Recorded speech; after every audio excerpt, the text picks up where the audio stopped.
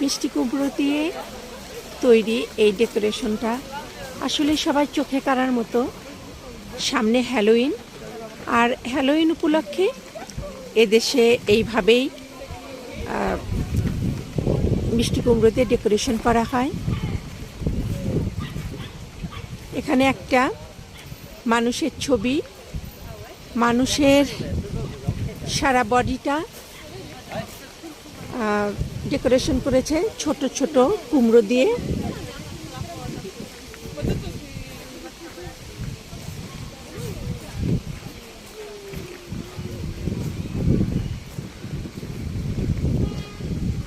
অসংখ্য টুরিস্ট এসেছে